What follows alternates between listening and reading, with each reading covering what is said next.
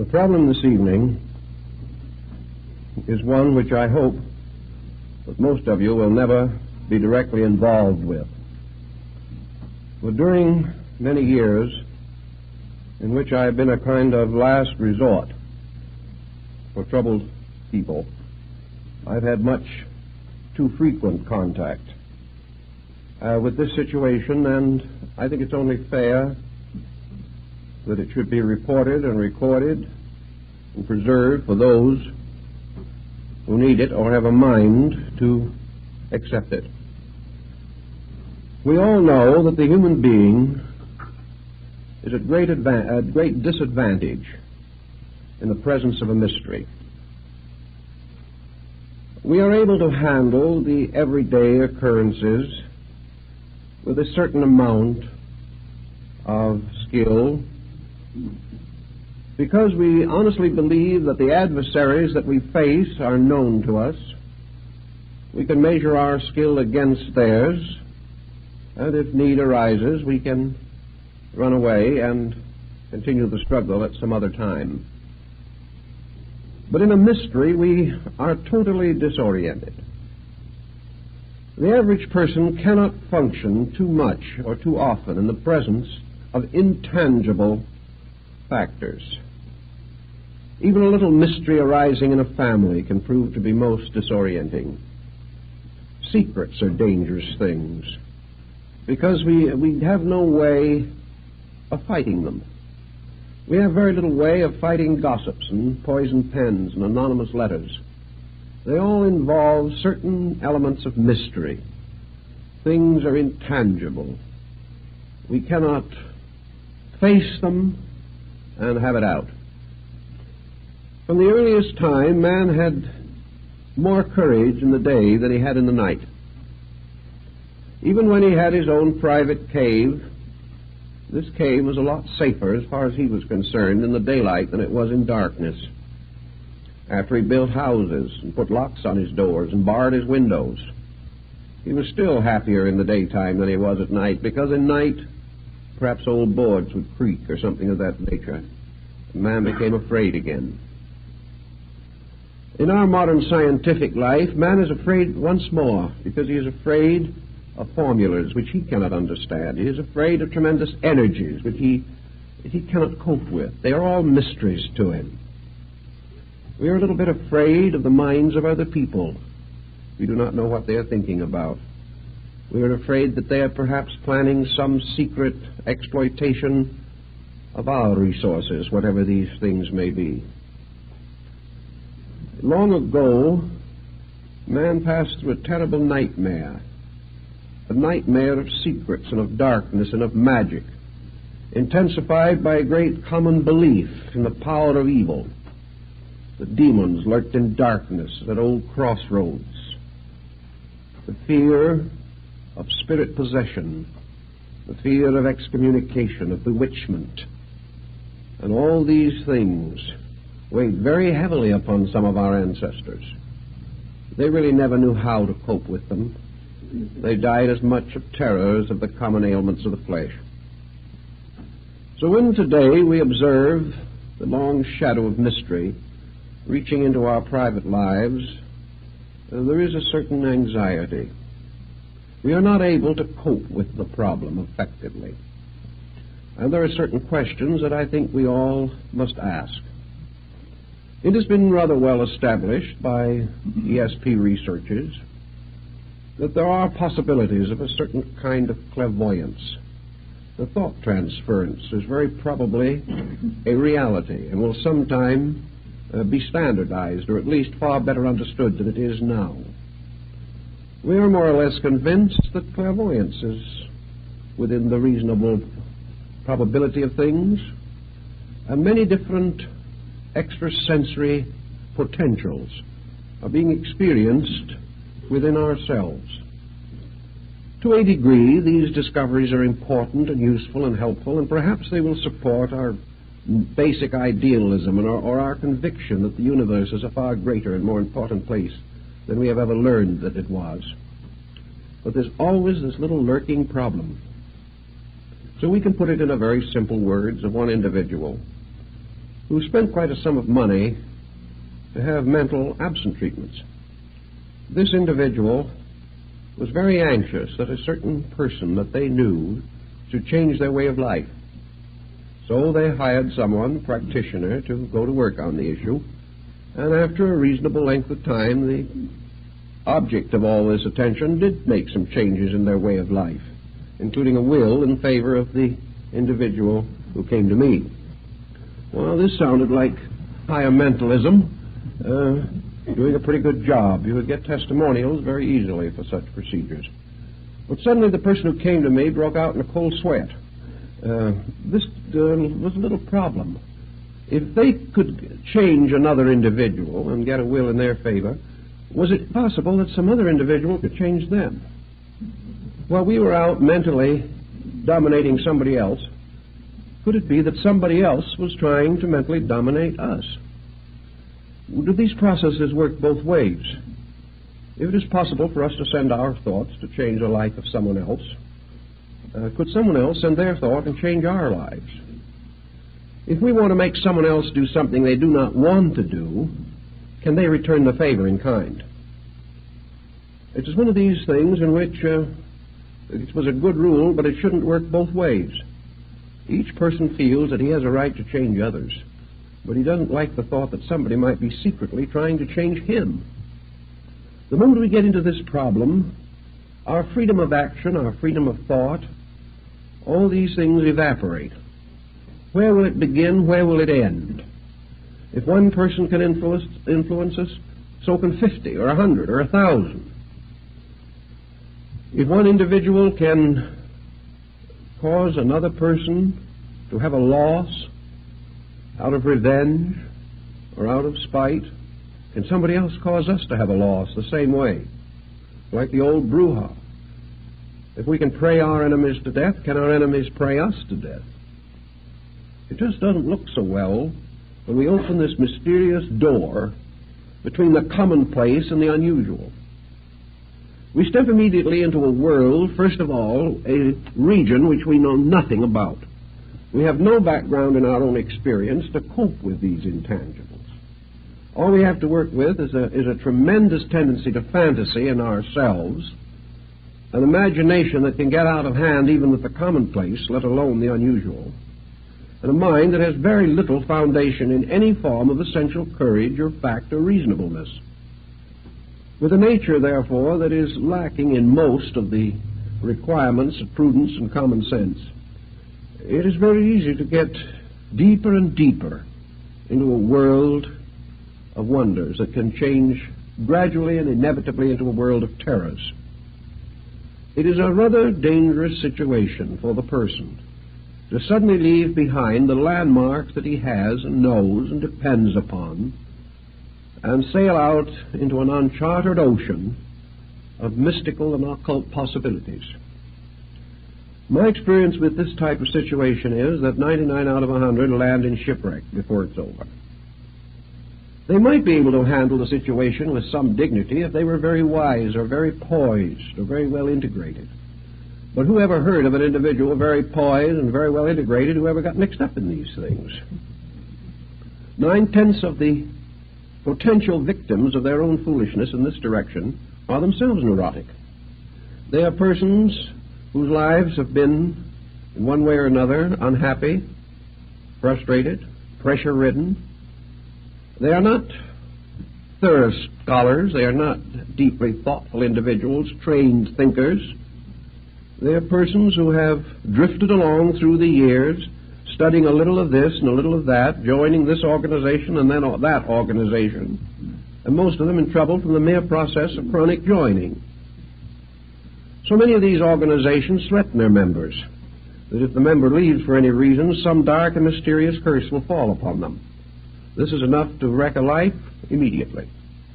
The individual living in the 20th century still has the old primordial instinct to be afraid of curses and afraid of the evil thoughts of others.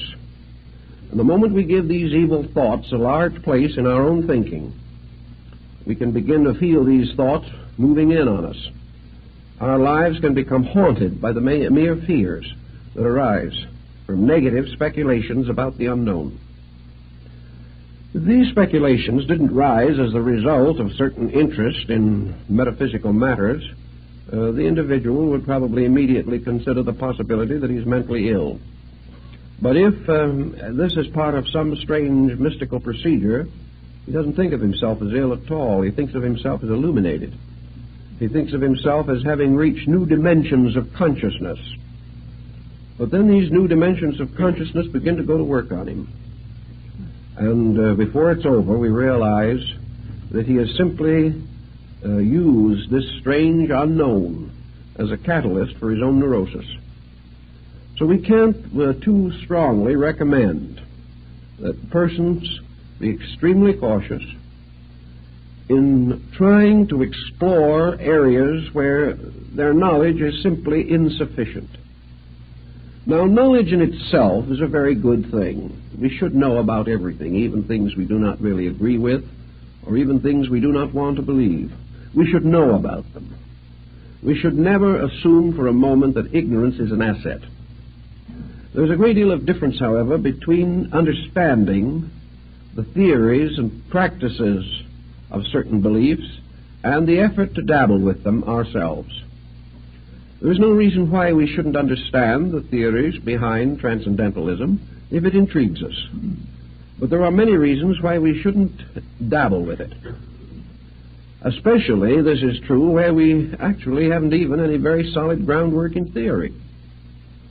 It's one thing, perhaps, to make some modest experimentation after 20 years of careful study, in which we really have done our own study, not simply taken somebody else's word for it, read a few ancient books or modern reprints, but to approach these things haphazardly, in a strange, childlike faith that somehow we are going to be protected from our own foolishness. This simply does not pay off, except in terms of tragedy. Now, one thing that's not too important at this stage of our thinking is whether all this weird and wonderful world is a reality or simply a psychological condition within ourselves. Whether all this magic is a psychic phenomena or a psychological phenomena is not perhaps so important at this point. Regardless of which it is, it has the same effect on us. And when we add to this a certain amount of coincidence, a certain amount of inevitable fortuity, we can build up a pretty strong case for things that can be very difficult if we're not careful. For example, we know that the average person who doesn't feel well will, likely enough, feel better tomorrow. A very large percentage of symptoms, as every doctor knows, are not very valid. That's one of the reasons why maybe a couple of aspirin tablets or something of that kind will permanently remove aggravating symptoms which have no real essential foundation in a true bodily condition or warning. A little fatigue, perhaps, a little eye strain, a little tension, and we have a headache. We relax and the headache takes care of itself. It simply disappears. Now, in the same way, for hundreds of years, medicine made use of the bread pill and other simple formulas, the purpose of which was simply to cause the patient to believe that he had been given important medications, and the patient, completely relieved of his anxiety, got well. He didn't really need any medication at all. This is also the reason why so many patent devices during the middle of the last century were so successful, like the magnetic horse blanket and things of this nature. This magnetic blanket had absolutely no magnetism whatever associated with it, but thousands of people reported amazing and miraculous cures. They also announced tremendous results from various herb concoctions and swamp root preparations, the only medicinal element being alcohol. But naturally it gave a certain note of encouragement, especially if the doses were large and frequent. The individual, therefore, if left to his own devices, will very often feel better, at least temporarily. But if an individual who has nothing wrong with him except perhaps a little anxiety mechanism feels that he is being treated for this, that some other person is sending him powerful vibrations, he gets feeling better very quickly, just like he used to get feeling better on Peruna. There was a certain parallel here. And we come finally to really believe that people are doing a lot of these things for us or to us when we're really doing them to or for ourselves. But coincidence also comes in, plays quite a part in some of these things. I've seen it. And in a little while, we come to the conclusion that thoughts are very vital things, that we only have to send a few thoughts around, and the whole face of common sense is altered. This goes on for a time. What ends is finally the individual becomes seriously ill with something, and perhaps by neglecting it, in the hope of some other form of magical cure, reaches a point where he cannot be saved at all. These things have their mysterious negative factors that we have to watch for constantly. Because faith is a wonderful thing, but when it's put in the wrong place and the wrong things are believed in, it can be very costly in terms of health and happiness in life. One of the simplest examples of what might be termed magic that man has used from the very earliest time is prayer. Now, prayer can be a very wonderful thing for the human being. It has a tremendous potential for good. And yet so few of us can use prayer unselfishly. It is so hard for us to really be sincere, even in this. If we really believe that prayer is a power, then this power becomes the basis of a temptation of some nature. Power promises us things, and it's very hard to believe in power without trying to use it to our own advantage or to the disadvantage of someone else. I know people who have spent many years praying that misfortunes would come to another person. How we can do a thing like this in the name of God is difficult to understand, but it happens every day.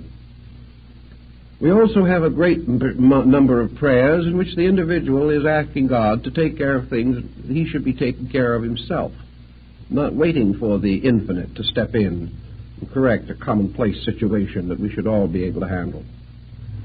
Therefore, we have prayer which essentially is a relationship with God, transformed into a kind of a basis of a new kind of old age pension or social security. Prayer becomes the basis of the gratification of very commonplace desires. We don't realize we're misusing it. We have the best intentions in the world. But when we start to pray that somebody else is going to let us foreclose a mortgage on them, we're in dangerous ground. We're in very dangerous ground.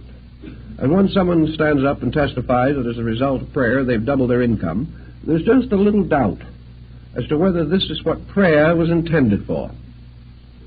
Whether we really have a right to assume that some spiritual force in nature, a force which has as its primary concern the achievement of ultimates, the great infinite patterns of things, should be supplicated every time we have a headache or every time we have an appetite or a desire which we feel needs gratification. This type of use seems to lead us away from the essential integrity of life. And when we pray that somebody else shall be over-influenced in some way or another, what about the other person? What about the individual who lost money so that our income could be doubled? Did the universe turn on him for our benefit? Was our prayer a means of dishonestly acquiring that which did not belong to us? Most people won't even bother to ask the question. They don't care how it's fulfilled as long as they get what they want. But can we assume that the universe operates this way? And if we're willing to assume this, what happens to our own relationship with every problem of existence? The moment we take the honesty out of the universe anywhere, we take it out everywhere. Either there are principles and rules in this world or there are not. And if there are rules, we cannot break them. And we shouldn't try. And if there are no rules, then our entire ethical life collapses and we have no hope or no reasonable expectation of any kind of good end or constructive purpose in our own existence. The old Greeks brought this question under consideration, and one of them asked Pythagoras how a man should pray.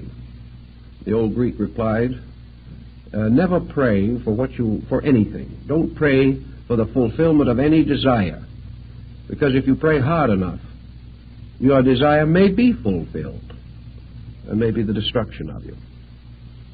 In other words, we all know what we want, but only heaven knows what we need.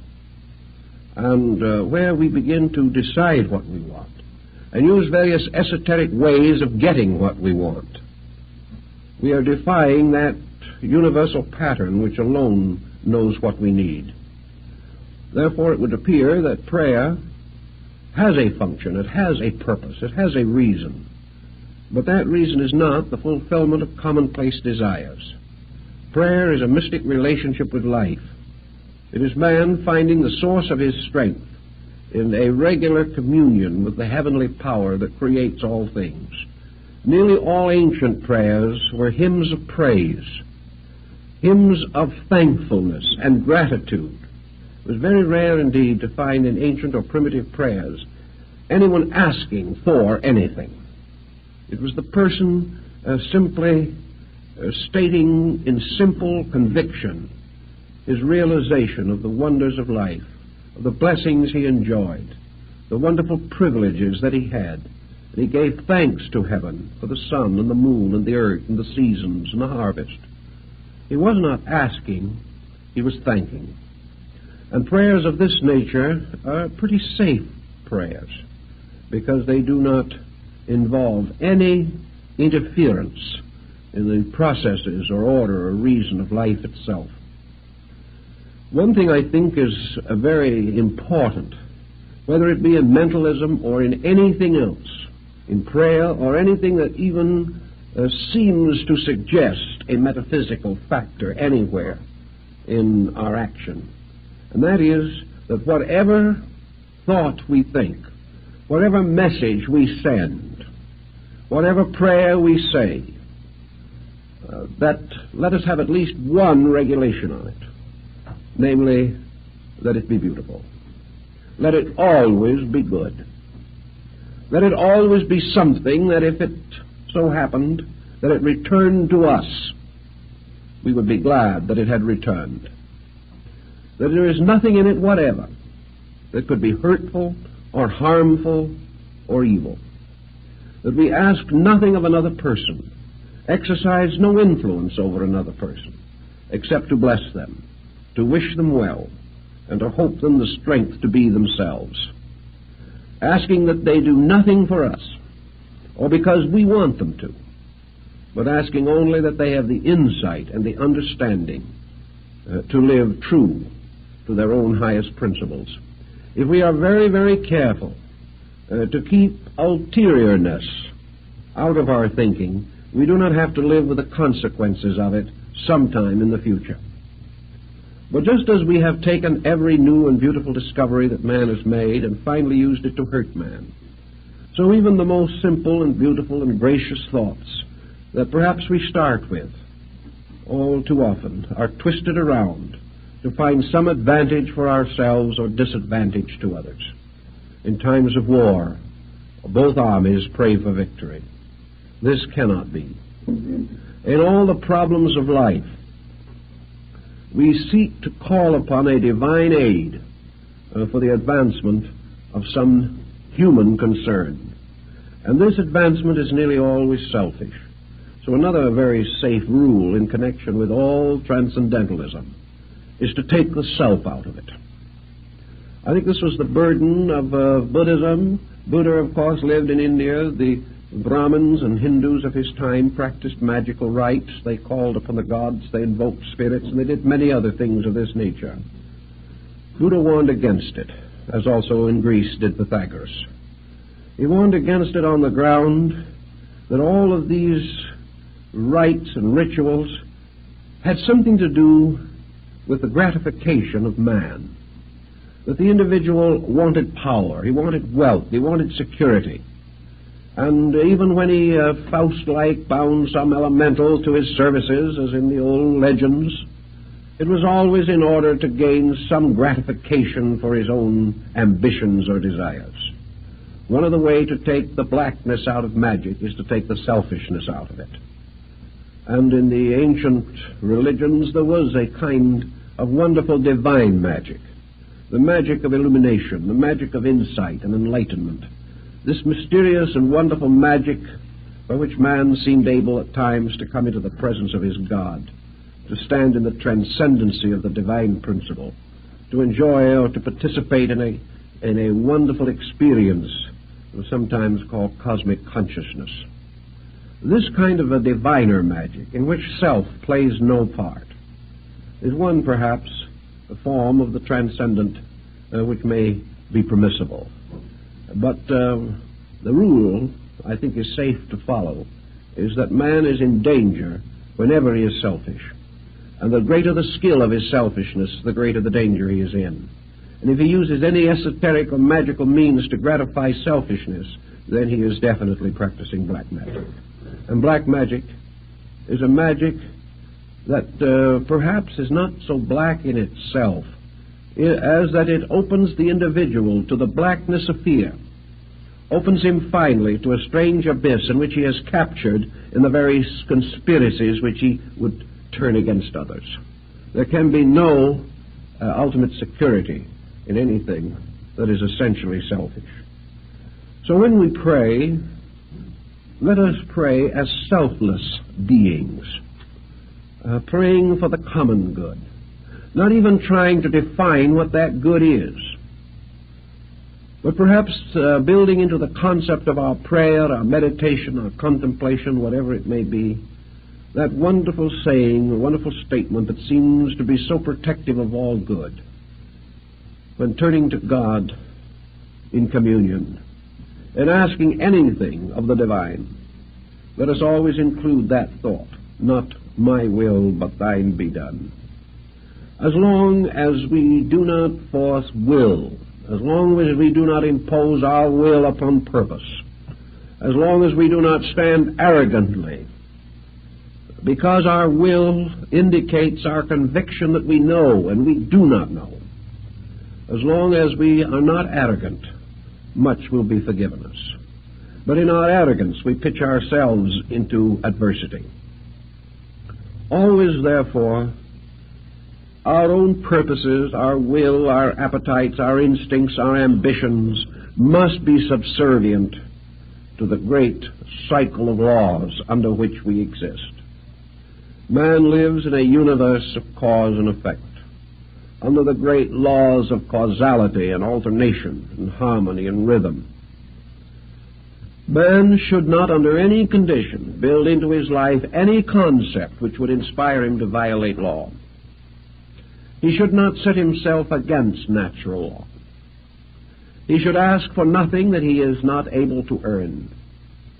And he should in no way attempt to force any condition in nature by which he attempts to evade that which is his natural and proper destiny.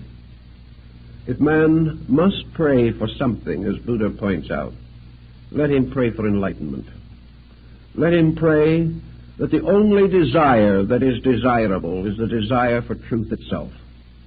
Not the truth we want, but the truth that is. Not the truth we prattle about day by day, but the truth of those infinite principles which we can only dimly comprehend. We may not know what the truth is of a situation, but we have the right to inwardly pray that that truth shall reveal itself according to its own purposes, whether those purposes help us or not, whether they fulfill any desire of ours or, perhaps, though entirely contrary to our wishes. The thing is, what is the truth? And whatever that truth is, with that we must live. And we must hope that in the face of truth we will have the courage to live according to it, and not according to any compromise that may arise in our own nature. From the dawn of our history, men have struggled to dominate each other, to take away the works and profits of other men. They have conquered nations and spoiled and pillaged the earth. Everywhere the individual he tries to use strength to dominate the lives of others, by means of strength, by intimidation, by fear, by outnumbering or outwitting, the individual has tried to deprive others of their natural rights. Out of this procedure has come the entire tragedy of civilization, a tragedy which continues today as it has from the beginning. and we cannot assume that any mysterious power which man may develop shall be considered as different from any material power by which an individual seeks to gain advantage over another. There is no difference except, perhaps, in the detailed construction of the instrument. But whether we try to take a man's goods from him with a gun or with a thought, we have committed precisely the same offense. Whenever we try to over-influence him, we are doing the same thing that we would in any action or procedure in which we lure another person into an unfavorable situation in order to cheat him, betray him, or deprive him of something. In fact, as we study the situation more carefully, we realize that just as our actions have their rewards according to their motivations and their values, that the perversion of wisdom, the perversion of insight, the perversion of spiritual resource is perhaps one of the greater crimes and carries with it one of nature's heaviest penalties. Actually, we are far worse off as living beings if we steal from a man by influencing his mind than we are if we break into his house at night and rob him of his goods. We have committed a different kind of offense. In robbery, we have used common means. Perhaps the man was careless and didn't close his doors properly. Perhaps also we were using the ignorance of our own lives in which we didn't really know any better. But where we use anything that has to do with sacred matters, anything that has to do with the immediate presence of the divine in any of its aspects, we are committing a peculiar and terrible evil. Therefore, to pervert the mystical powers of meditation, concentration, and prayer, such perversion carries a far heavier penalty than that of physical robbery. We have now created a situation which has gone into our psychic entity. We have dabbled with something which can destroy life and reason in every part of our natures. Therefore, we must be extremely slow and cautious in this type of thing. Now, we don't want to spend our entire time pointing out all of these mistakes that people can make, because there are other phases of this situation, and we have to stop to consider the individuals who get into trouble who are absolutely sincere. Many cases that come along relating to psychic problems have not really their origin in any instinct to malpractice. They have many times their origin in the individual's desperate desire to grow. He assumes that growth means for him solution of something. He does have the one weak spot, the heel of Achilles, which has made it possible for him to get into trouble. In his desire to grow, he is usually looking for some kind of a shortcut. He is looking for some kind of a mysterious key that will open for him an understanding or insight otherwise not available. So he is really seeking just a little bit selfishly and just a teeny-weeny bit dishonestly, but he doesn't know it himself. He assumes in this case that the end justifies the means. He assumes that illumination is the end to which man is intended, and that anything that contributes toward this is good, regardless of the detailed considerations involved. So we have the individual, and it doesn't make any difference where he is or what school he belongs to. Every religious, mystical, and philosophical sect has had exactly the same difficulty from the beginning of time. It is the person who really believes that the esoteric truths of life are some kind of a secret, and that it is possible to find the key, buy it, steal it, beg it, borrow it, do some way to get it, and that by means of this key we can suddenly, to borrow a phrase from alchemy, unlock the shut door of the palace of the king. That there is some way, a way in which spirituality can be wonderfully augmented within the individual by some methodology. And of course, years ago, we had a deluge of methodologies. Today they are not so frequent, but there are some pretty intensive ones still left. And people are sometimes wrong in their judgment of these groups. They misunderstand teaching that is intended well, or perhaps the teaching itself is not well stated or well integrated and does not protect the student adequately.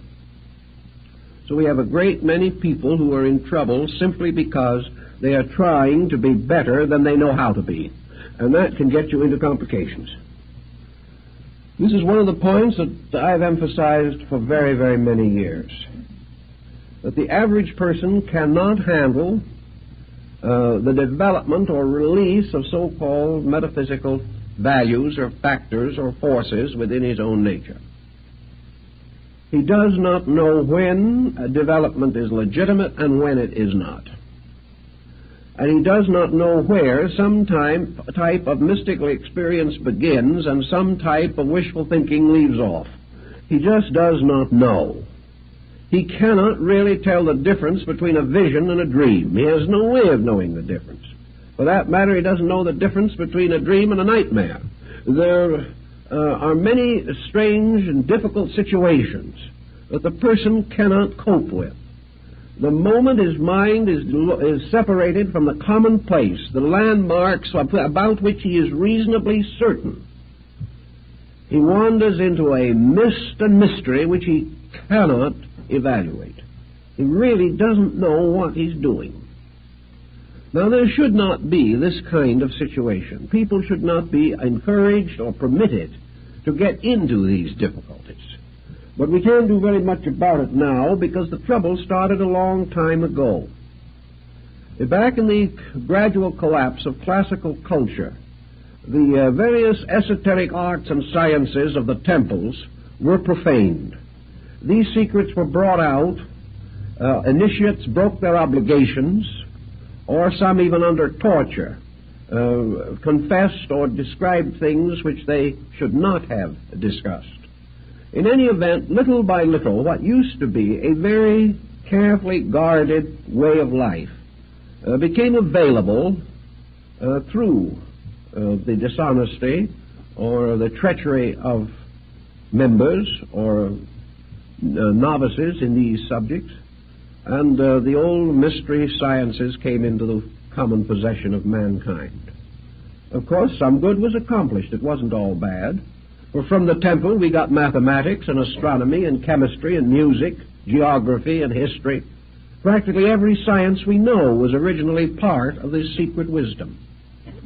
Those sciences which we could turn and apply to the common advancements of mankind have helped, but because they were advanced without the obligations of the ancient temple, most of the secular branches of knowledge have become utterly corrupted. And all knowledge is now used selfishly. Whereas in the older times, the obligations were such that the possessors of knowledge were bound to right use.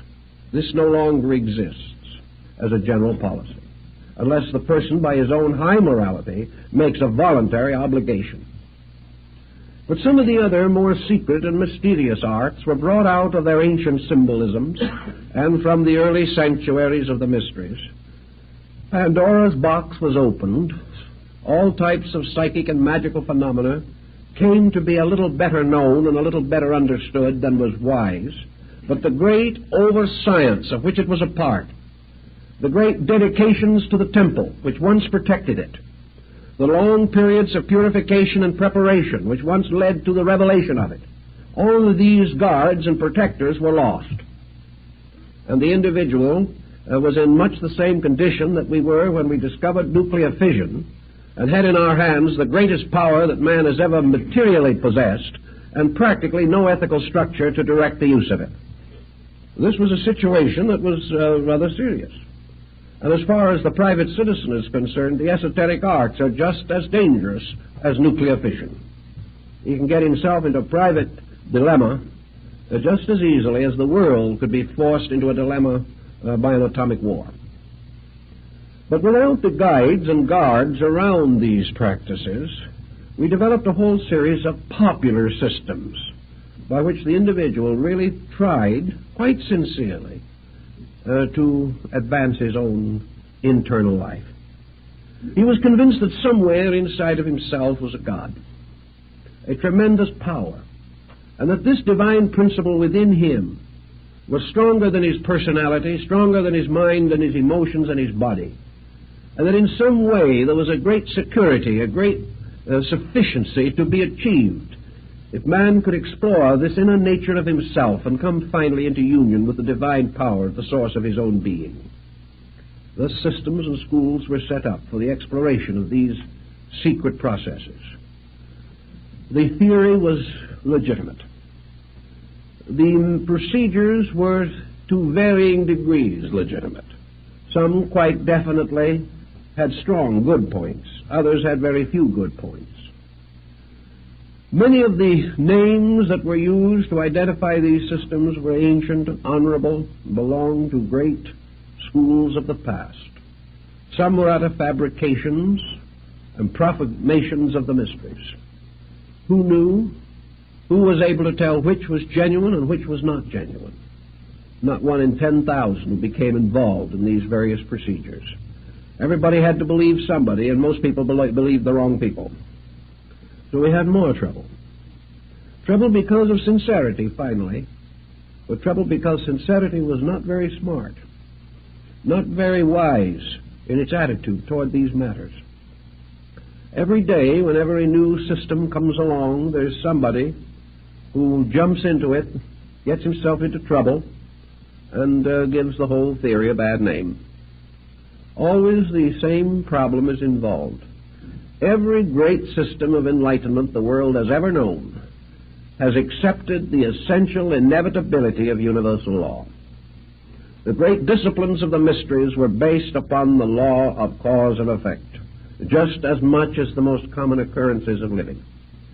And all of the great steps and stages of the development of man's inner life, these degrees of development were the results or effects of causes. And the causes had to be right, and they had to be exact, and they had to be complete, or the effects would not be what was required or expected or hoped for. So in the whole theory of man's spiritual growth, all growth arose from the unfoldment of personal integrity. The beginning of all mystical discipline was the purification of the individual's life. Purification did not mean to imply that the individual could get nowhere unless he was spotless. Purification meant that the search for reality had to be genuine. It had to be real. It had to represent a dedication to principle. It certainly had to mean that the common difficulties which beset us have to be met and understood and fulfilled according to the workings of law. And so we have today a great many people who are trying desperately to develop certain extrasensory perceptions. Most of them get in trouble. They get in trouble for many reasons. First, because they do not understand how to develop anything.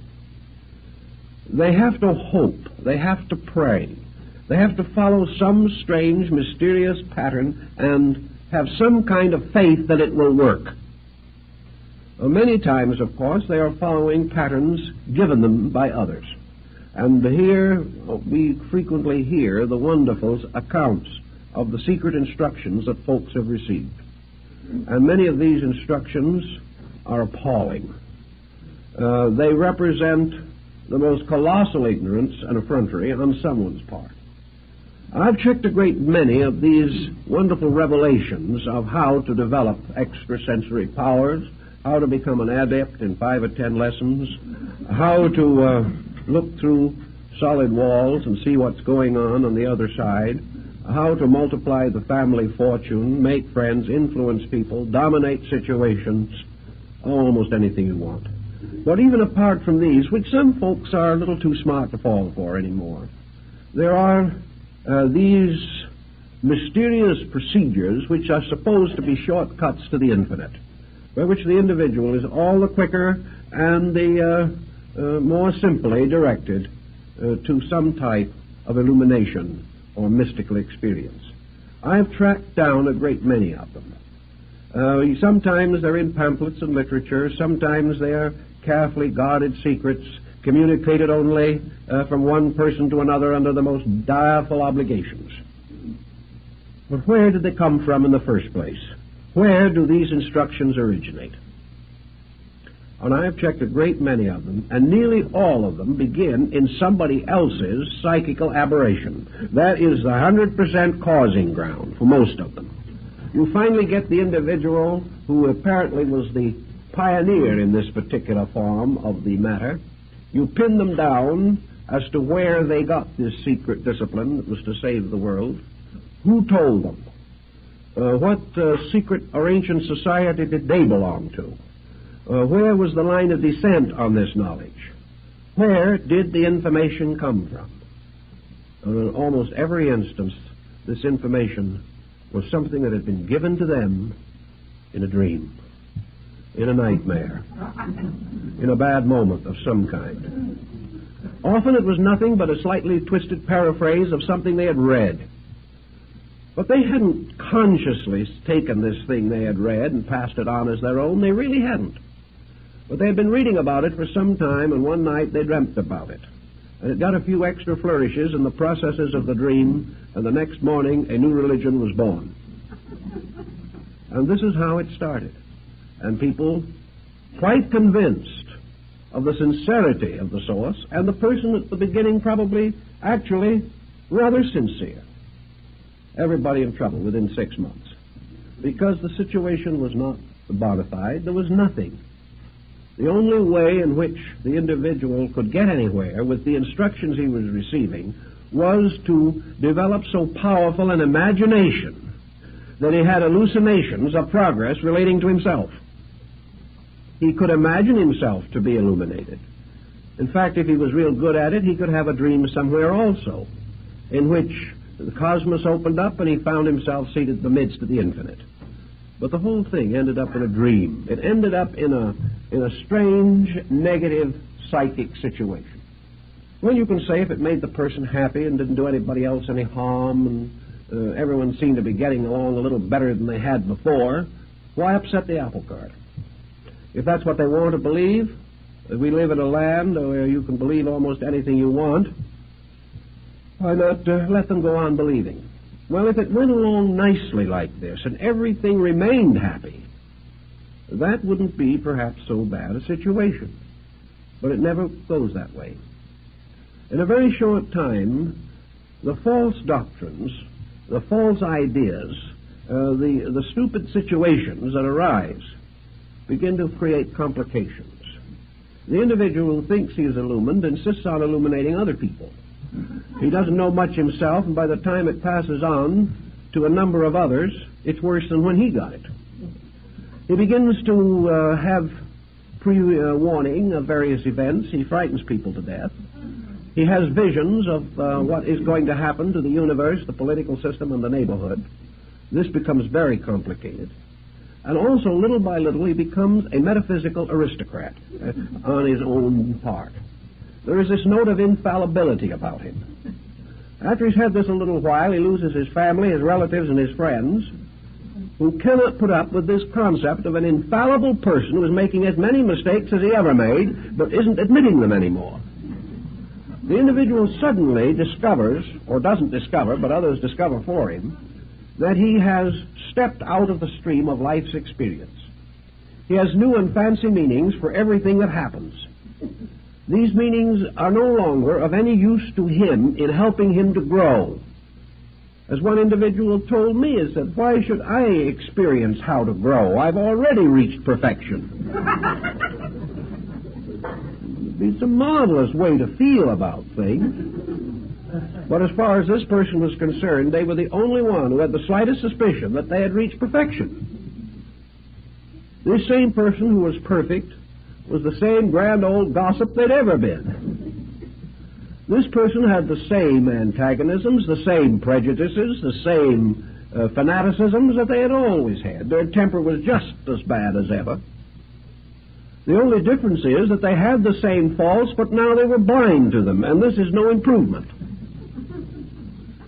Or, as one individual explained to me, who had a certain rather bad dispositional problem that they had worked with for a number of years before they had become illuminated, I asked them how they were getting along with this old problem that they had been fighting with for years, and they looked at me rather scornfully and assured me that a nasty temper was one of the proofs of advancement. How foolish can you get? And they believed it. Little by little, all perspective was gone. Now, this isn't helpful. The individual keeps on going along this way until a situation arises in which they come face to face with an emergency, in which the only solution would lie in the fact they were what they thought they were, that they did possess sufficient insight and understanding to solve a major issue. When this emergency arises, the issue is not solved because they haven't what it takes to solve it. Sometimes there is a very bitter disillusionment. It's a horrible thing to suddenly wake up and realize you've been studying for 20 years something that isn't so. Very discouraging. Also, that in the moment when all these things were supposed to produce their miracles, nothing happened. There are these bitter and painful experiences. And we see that the person who starts off on one of these tangents never knows where he's going to end. Unfortunately, too many of them end with mental breakdowns. They become so involved, so tied up, they can't possibly solve the situation. Another painful interlude that most of these persons come in contact with is the fact that they are so right and nobody else sees it. This is very unfortunate. They know that they are creatures of destiny, but the world won't accept them. Under such pressure as this, they become antisocial, turn against the world. They feel that they are being persecuted simply because they're not agreed with. This can get to be a very serious source of mental and emotional stress. Almost everything that arises from these false, basic attitudes become in turn. Almost everything that arises from these false, basic attitudes, taking the life away from the simple dignities, the simple humanities that make things valuable. If, therefore, you are not careful, you can get into trouble. Here's another general phase of the matter which also has its problems, and that is the effect upon health. We've spoken about a little about the emotional and mental stress of these situations. Now let's speak about the physical, the possible damage that is done physically as a result of some of these procedures. Nearly all metaphysical practices involve a certain amount of stress. They create various kinds of fixed tensions of one kind or another. Most forms of concentration will do this in time. The individual, whether he realizes it or not, subjects his nervous system, particularly the autonomic system, to a tremendous amount of stress. The moment the confusion is set up in our relationships with life, the nervous system begins to flutter. Because the nervous system is very close to fear, anxiety, uncertainty, unreasonable hope, and the ups and downs of 1 minute of despair and the next minute of exaltation, the individual believing everything one moment and nothing the next moment, more or less disoriented much of the time, and becoming more and more hypersensitive, more and more defensive, because he is increasingly misunderstood by everybody else. Little by little, his life becomes miserable, unhappy, unadjusted, tension-ridden, and stress-torn. And in a very reasonable length of time, the physical situation begins to reveal itself. It is very hard for the person to be under fear, anxiety, or intense imagination without punishing the bodily structure too much. So these people begin to experience lack of normal body functions. Respiration may become erratic. Various forms of Tachycardia may develop. Elimination may get very bad.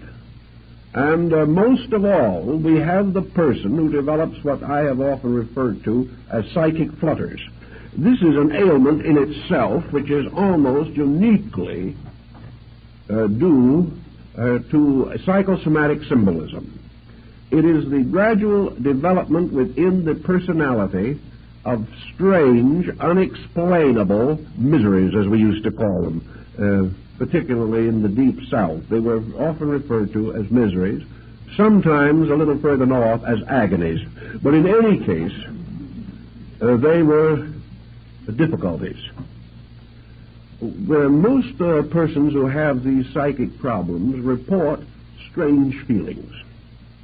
They report motions moving inside of them, something like nerve filaments crawling under the skin.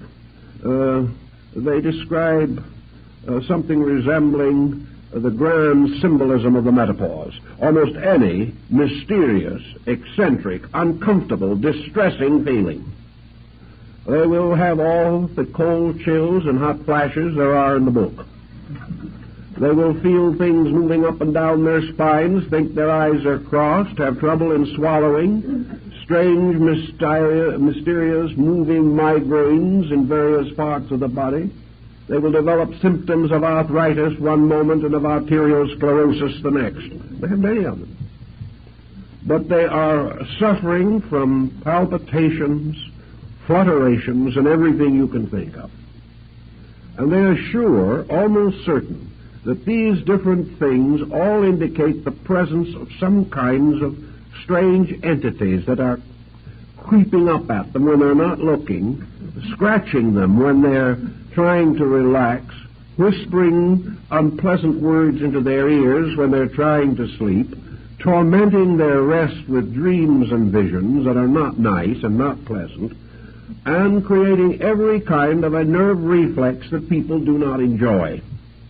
This is a very common group of symptoms. I could list hundreds of related symptoms in this area, but I think we have summed it up sufficiently to point out the general theme.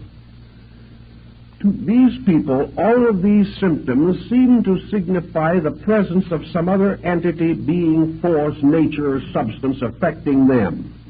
Perhaps they think that some of these mysterious feelings are other people's thoughts bouncing off of them, or something.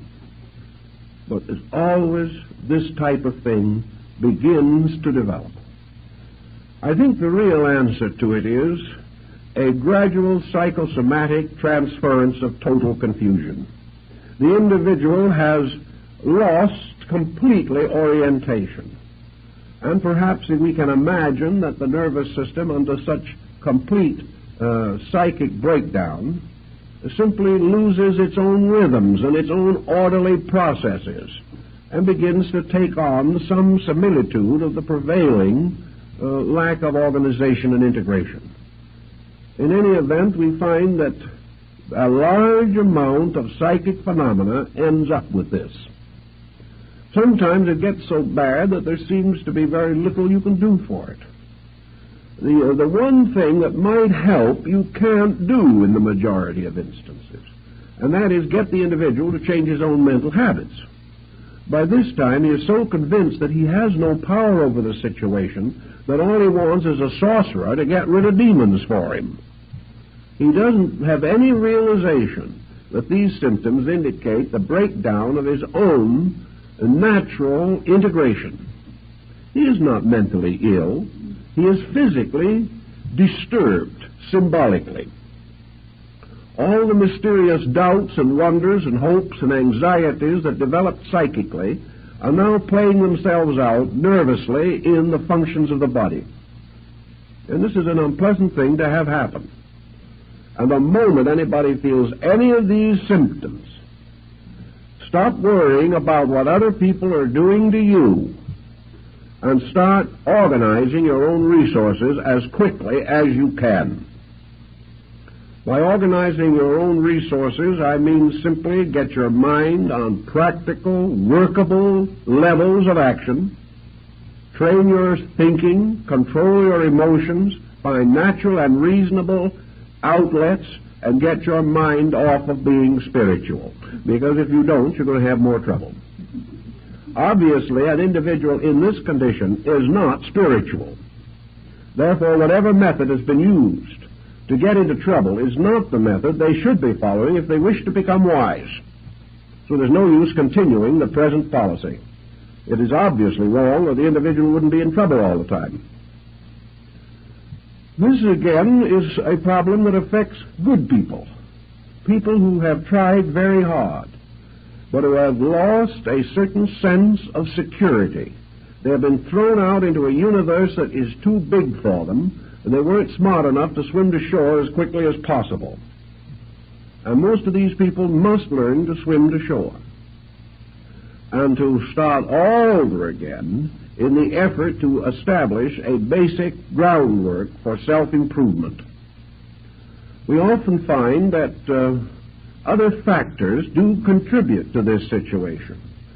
Nearly every religious organization and most people involved in them become gradually more or less unnatural in their personal ways of living. They get into trouble this way also, unfortunately. We have all kinds of trick diets. We have all kinds of special exercises. We have individuals forcibly removed or deprived of the common expressions of life which have been theirs over a period of years. We find them gradually developing various frustrations on the ground that the more frustrated they are, the more spiritual they are. This is a good way to get good and sick quick, because the human being cannot take these inconsistent procedures without having some background for them. Now, it is true that every so often you will find a hermit or an old saint in legend, lore, or actual history, perhaps, who has gone away into the desert, into the mountains, or into the forest, and there built his hermitage, and has lived peacefully and quietly apart from the concerns of man, and has practiced his Tao or his Zen or his Yoga for half a lifetime in perfect peace and tranquility. Nothing unfortunate ever happened to him so far as we know, but sometimes we're not quite sure how far we know. But at the same time, the rumors are that he's done well. Now, this is all right. It's quite understandable. There are people like this in every human society. There are individuals who are born for the cloisters and are never happy till they go there. There are people who have always wanted to live strange lives of unselfish dedication to other people. They're really most content in some field of religious service. They have no strong attachments to worldliness. They find material living uncomfortable and unpleasant. They do not want to run away into doing nothing, so they would rather live in a dedicated service to some cause. And many of these people are very useful, and they do wonderful jobs. But they are generally useful and do well under the strong supervision of a system. And they become teachers of the young, or nurses of the sick, or guardians of the aged, or something of this nature. But they live and function, and their religious life is dedicated to rather practical, commonplace labors, which they perform in the name of their higher spiritual ideals. Now, this, in many instances, works out very well. But to take everyone, to take people from here and there and everywhere, and impose these kind of restrictions on them, will most certainly end in psychological and probably physical disorder. These people are not so constituted that such a program is reasonable or practical for them. This is what happened in the development of Buddhism, where the Southern school divided from the Northern school. The Southern school taught distinctly and definitely that there was only one way to achieve illumination, and that was to leave the world completely, utterly, and immediately, and never come back again. To turn from the common life to the robe, to give up every possession, to give up every attachment, to give up every worldly attitude and even every worldly responsibility, and go out with a begging bowl and one small square of cloth, and keep on wandering and meditating until consciousness or death ended the procedure. This was not, however, the Buddhism that gradually unfolded the great arts, the great cultures, the great mystics and idealists of the Mahayana system. Man gradually came to realize that somehow the great spiritual truths had to be brought within the range of his common life. It became necessary for him to think of the way of liberation for the householder, that the father and mother with children and family and business had to have their part in this great pattern of enlightenment, that it wasn't to leave everything and to depart into the unknown, but in some mysterious way to increase in grace, insight, and understanding every day, to find in the commonplace the source of enlightenment and inspiration, and also to realize that for the majority of mankind, simple idealistic devotion to principles was the wisest and best way to grow. That sometimes, if the person had the internal requisites, if he had brought forward with him from some previous life a degree of insight that called for the development of some extrasensory perception, it would come in due time of itself. And of course, in the northern Buddhist system, that was the last thing anybody asked for or expected. They did not practice their religion in the hopes that some initiation or mystical experience would occur to them. They practiced their religion because they believed that their religion was the proper way of life, that if they lived this and lived it well and kept the law, they would fulfill their responsibility to God and themselves. The whole purpose underlying this religious philosophy was not the unfoldment of the individual primarily. It was obedience to the law, the glorification of truth by keeping its rules and principles, and keeping them unselfishly, not in hope of enlightenment, but because this was the proper labor of an enlightened human being. Under such conditions, we do know that there were mystics, and great mystics arise among these different groups. But these mystics were persons who had slowly unfolded. They had lived each step of the common life. They had grown skillful and wise in the philosophy of the doctrine. They had gone out and dedicated themselves to the service of others over long periods of time. They had gained practical insight as working with the sick and as helping to solve the problems of the burdened. They had become the counselors of rulers and the friends of princes. They had helped in the creation of good laws. They had helped to perfect arts and sciences. Many of them actually gave skills to their peoples. And Kobodaishi, who was one of the great monks of the Shingon-shu in Japan, is accredited with having given almost as many inventions to the Japanese people as Leonardo da Vinci gave to Europe. A tremendous genius in his own right. He was not a person who had simply decided to be spiritual. He had worked and labored and studied. He had lived with the wise. He made the long and at that time dangerous journey to China in order to come closer to the great seats of the doctrines.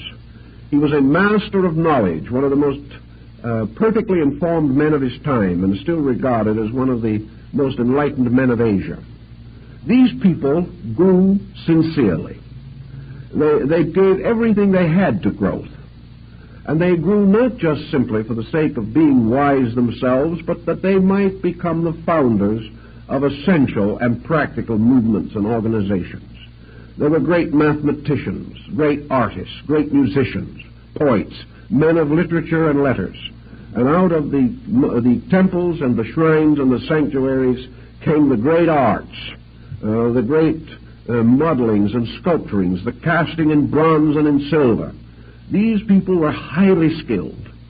They took the attitude that the more able they became in everyday labor, the more completely they were able to express their spiritual convictions.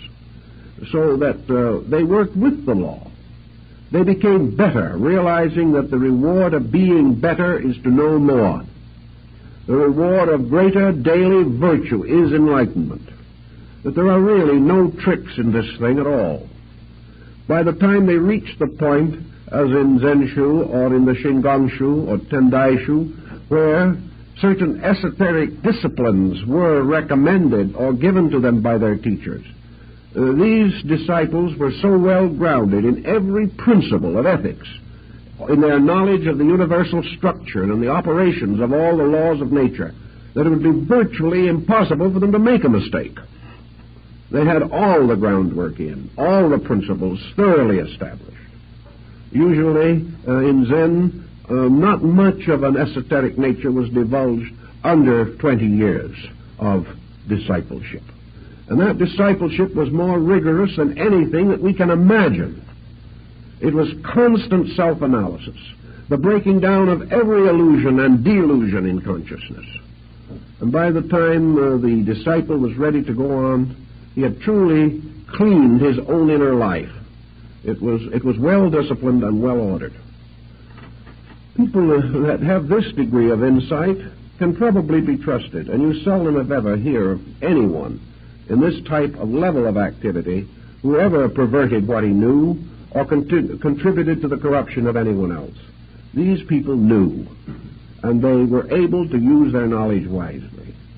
What we are worried about constantly and stricken about so often is the dabbler, the one who really tries, but simply doesn't even have a comprehension of what he's trying. To him, a few lessons and a couple of books, and he's well on his way to nirvana. It just doesn't operate that way. This does not mean, however, that the individual cannot grow. He can grow continuously. But he has to grow with a dedication, not an enthusiasm alone. He has to grow along the line which is the most difficult of all forms, and that is self-discipline and self-control. I know more people who have tried to be spiritual without taking hold of their own lives. They can do almost anything you can imagine except what they should be doing, and that is controlling and directing their own conduct. These people are perfectly willing to devote a great deal of time to wandering about the cosmos, but they cannot be patient as people. They do not know how. They cannot really be thoughtful. I know many of them that cannot even be commonly courteous. There is no attention to personal character. This is something to be left behind, to be hurdled, to be considered fit only for persons of less spiritual insight. There is no spiritual insight apart from character. There is no safe mystical experience apart from character. There is no possibility of man exploring the inner universe of value safely unless his own integrity is completely established. Any other course of procedure is bound to lead ultimately to difficulty. And because no one but the individual himself knows the degree of his insight, each person has to come to some way of judging these things. You cannot tell him that he isn't ready. He will keep on going around until he finds someone else who tells him he is ready. And this goes on because the person wants to believe that he's on the verge of enlightenment. He doesn't want to be told he hasn't started yet. So you can't convince people against their will.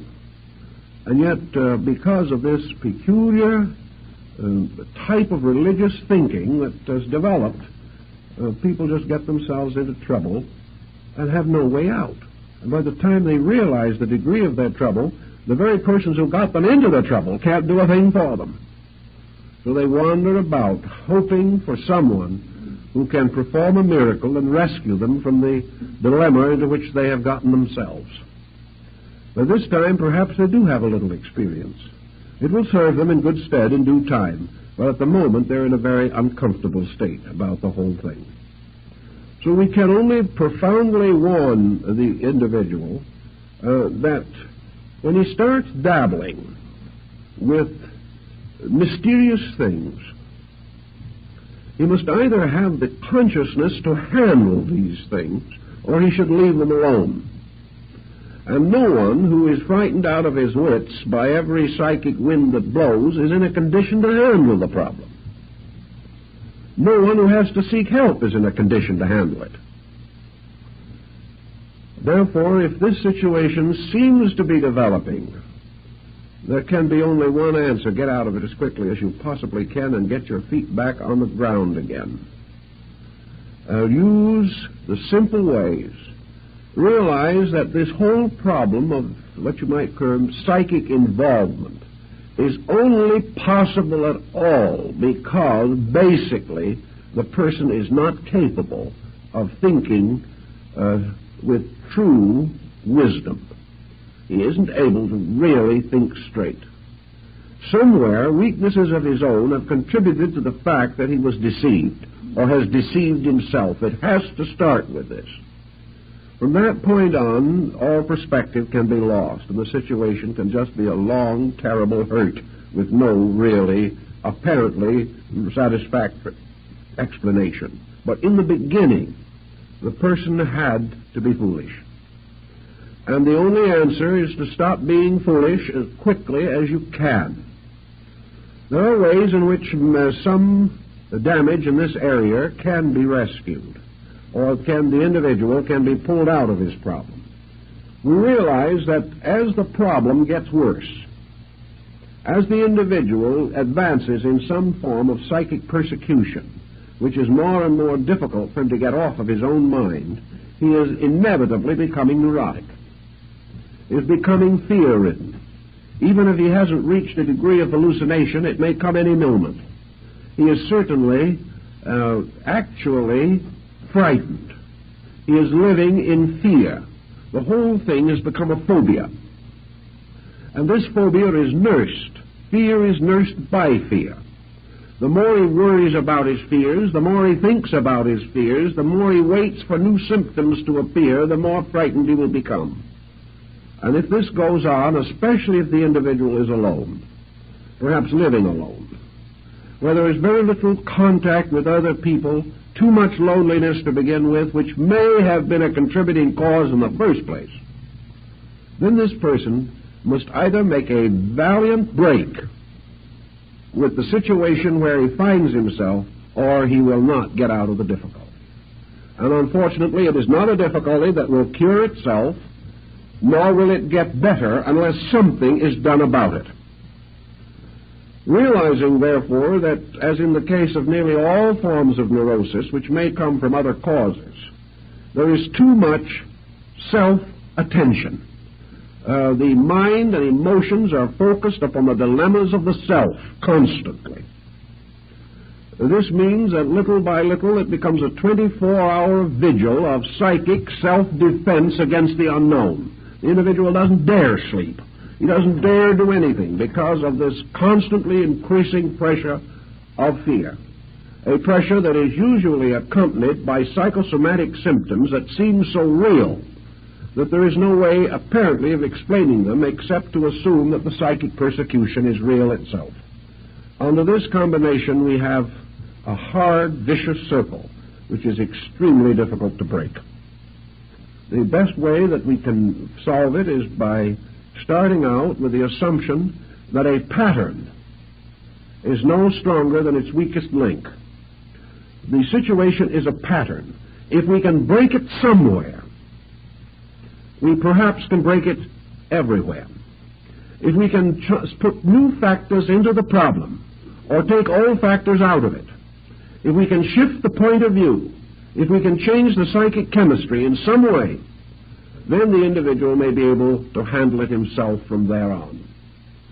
So we have common things that we try to do to help people in this type of problem.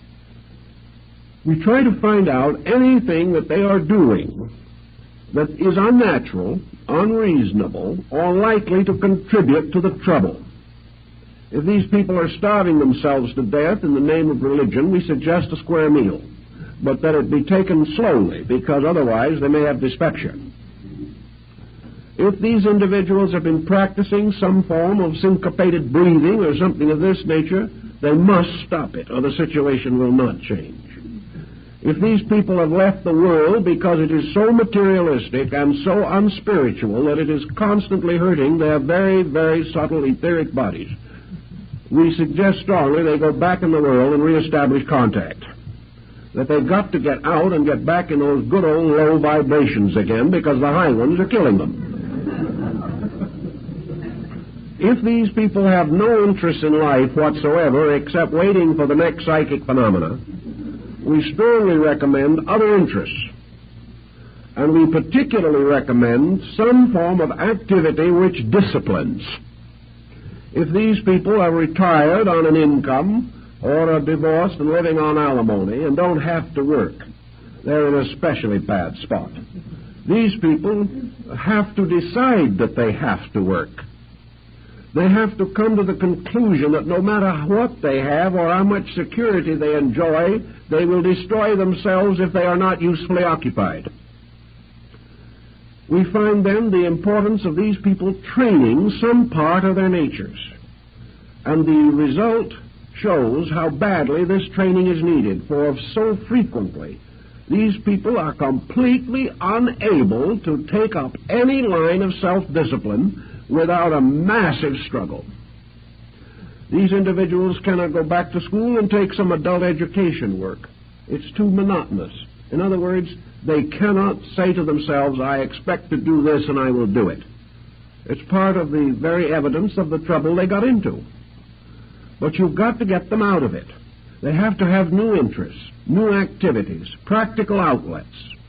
They have to take up studies. They have to discipline themselves. If you want to play the piano, you discipline yourself. If you're suffering from a bad psychological or psychic condition, if you're unable to control these vibrations that may or may not be entities, it is simply because of lack of discipline. If you will discipline yourself somewhere, it will show all over you. Therefore, if we can get this individual who has never made up their own mind clearly on any subject in their entire lives, but who thinks they're just on the suburbs of heaven, if you can get this individual to go out and study music for 5 years, doing scales for the first 3, and insisting that their own hands and their own minds will do this, or if you can get them into a group of Sumi painters and make them learn to make circles and bamboo joints on paper with black ink for 3 years before they're allowed to put a leaf on them, these people get well. Why? Because they have suddenly learned that they can make their minds and emotions do what is required of them. The person becomes positive. He has some accomplishment. He has some ability. It usually takes from 1 to 3 months for a discipline to become a fascinating thing. The first 2 or 3 months, it is drudgery. But if a person really has some qualities within his own nature, he will develop a growing interest in the new things that are of interest or value to him. So if he can hold on for 2 or 3 months, the subjects will probably take over a large part of his habit mechanism. He will then go on and find that he has learned how to learn. If he will do this and gradually develop disciplines, he will then be able to turn these disciplines to the direct problems that are probleming him. He will be able to turn these disciplines to fear. He will find that he is able to control fear in himself. He will be able to control his own spiritual ambitions and realize that he's probably not quite ready for nirvana. He will be able to recognize that it is possible for him to go home into an empty house, perhaps, and build there a world of interesting values because he has become an interesting person. It is from ourselves that the environment in which we live must radiate. If we are negative, the environment is negative and afflicts us. If we are dynamic in ourselves, the environment in which we find our daily living becomes itself a dynamic source of inspiration. Everywhere the individual achieves his spiritual integration by becoming master of his own instincts, appetites, impulses, and fears. So if we can create in the person new interests, if we can cause this person to become more concerned over someone else than himself. I've known 2 or 3 cases of this spiritual problem in which the individual was suddenly transformed by an unavoidable responsibility. They suddenly realized they had a duty that had to be performed. They rose magnificently to this responsibility, and the psychic problem vanished instantly. But there has to be something bigger than our fears. If we start correctly with our philosophic growth, truth is always bigger than our fears. But too many people live in a universe in which truth is lost. The moment we stop believing in forces of evil persecuting us for no reason, we have betrayed our own faith in the universe. There is no other answer. But we do not know this. We can't think it through anymore. We have lost our perspective. We are simply hurt. And where we are hurt, there is no justice. We have to restore these values. We have to straighten them out and build again a pattern of positive conviction on which we can live. If we can voluntarily reassume responsibilities that we have attempted to avoid, this will also help. It's like the young man who comes in to me and he says, I'm not getting any discipline at home. I'm now graduating from high school.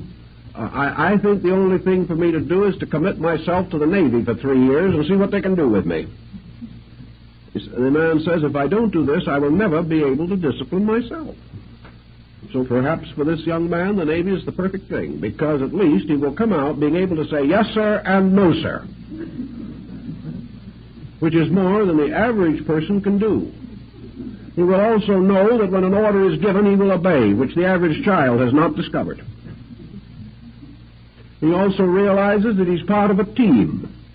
And if he betrays the team, he is pretty much of a skunk. In civilian life, we don't know this. I have known several instances where young men have done this and have come back a credit to themselves and their families, who would otherwise have been on the street and probably in delinquency from the lack of discipline and direction. So where we have a person who finds himself slipping into a negative psychic condition, we have the same thing. Put yourself under discipline. I doubt if the Navy would be interested, but there are other things you can do. You can create your own discipline. And you can say to yourselves, if I fail in this, then I know for certain just how weak I am and how far I am from the thing I think I am. Get these things very straight and very firm in ourselves, and we can generally defeat this psychic problem even after it settles in. But we can never defeat it by trying to use magic against magic. For the bigger the invocations and formulas and charms we make, the bigger the other side makes. And if we have the super charm, they have the super charm, and so it goes on to infinity. Because we are dealing with a thing so abstract, so elusive in its own proportions, that we really never know whether we have one or not. Under these conditions, the only answer is to take hold of the matter. If you're not in that kind of trouble, stay out of it. And be grateful that it has been your wonderful privilege to be able to grow without seeing things.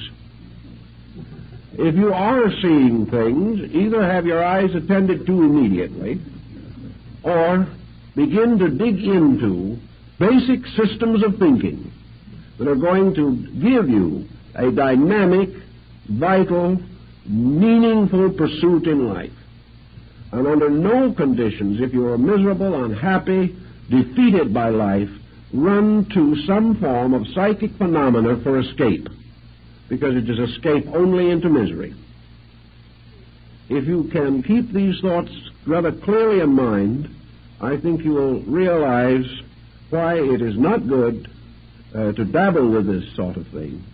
From an experimental stage, it is very foolish. It is like experimenting with poisonous serpents, or experimenting with some deadly material that is liable to explode in your face at any moment. Do not experiment. Do not play games with life. But realize that if you really want to make philosophy your journey, as Plotinus said, build a solid knowledge supporting a well-disciplined, well-integrated character. Then as you naturally grow and properly develop, any spiritual graces that you may require for your proper growth will be added unto you in due season. In this way, you won't have any trouble. Thank you very much.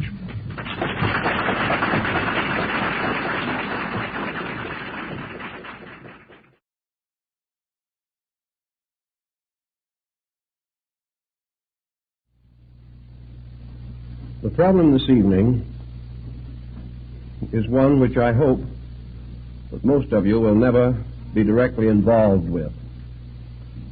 But during many years in which I have been a kind of last resort for troubled people, I've had much too frequent contact with this situation, and I think it's only fair that it should be reported and recorded and preserved for those who need it or have a mind to accept it. We all know that the human being is at great disadvantage in the presence of a mystery. We are able to handle the everyday occurrences with a certain amount of skill because we honestly believe that the adversaries that we face are known to us. We can measure our skill against theirs, and if need arises, we can run away and continue the struggle at some other time.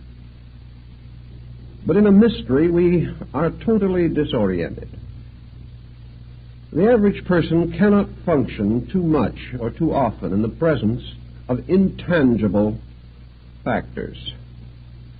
Even a little mystery arising in a family can prove to be most disorienting.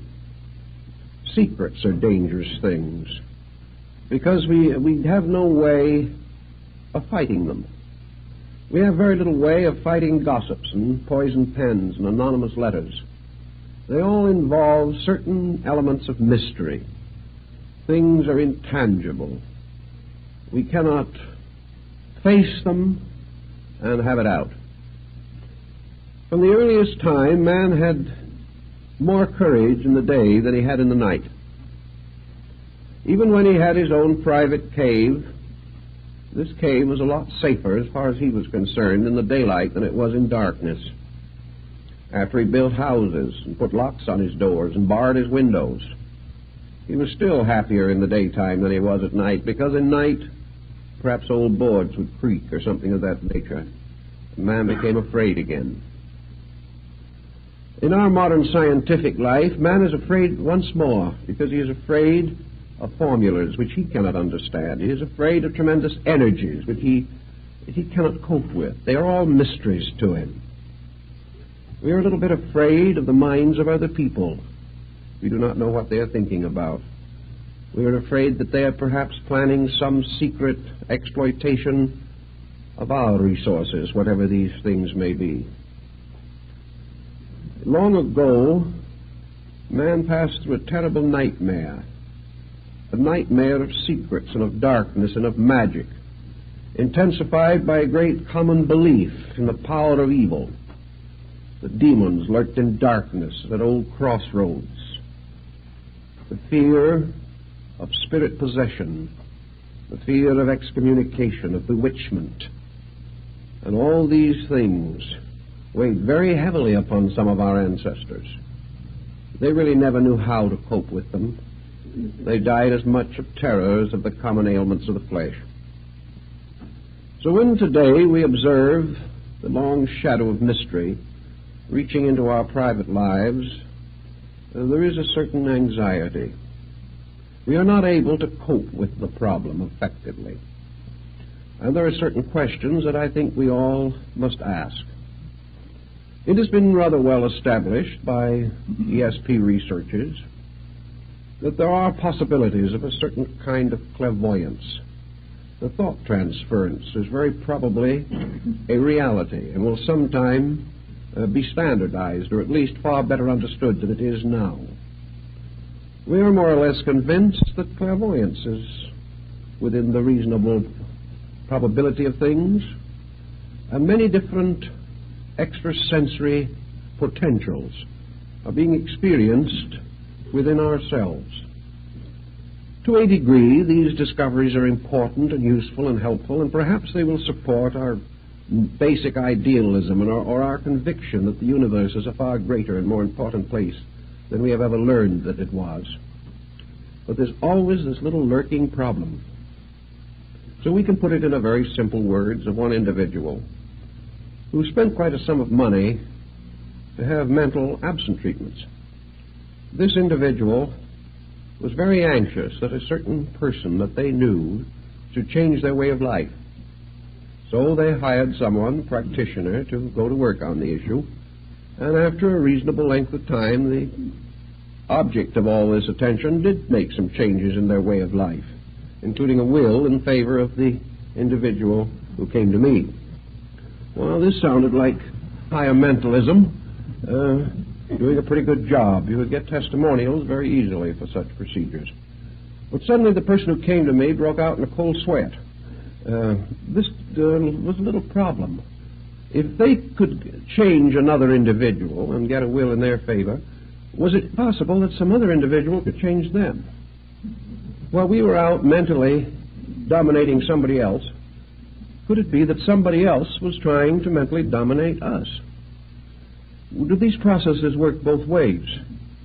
If it is possible for us to send our thoughts to change the life of someone else, could someone else send their thought and change our lives? If we want to make someone else do something they do not want to do, can they return the favor in kind? It is one of these things in which it was a good rule, but it shouldn't work both ways. Each person feels that he has a right to change others, but he doesn't like the thought that somebody might be secretly trying to change him.